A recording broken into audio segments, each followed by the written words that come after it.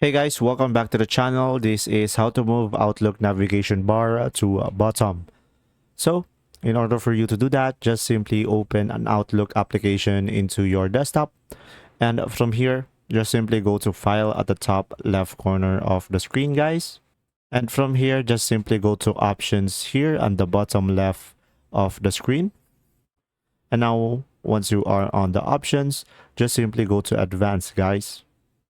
And from here, you should be able to see Outlook panes. So here at the customized Outlook panes, just simply go for navigation. And from here, just simply uncheck this box. And from here, just simply click on OK. And from here, as you can see, you will be able to move the navigation bar at the bottom. And that's simply about it, guys. Just simply follow the steps that I showed you. And there you go. If this video was helpful, please like and subscribe. And if you have any question, just comment down below and I'll try my best to answer it. Thanks for watching. See ya.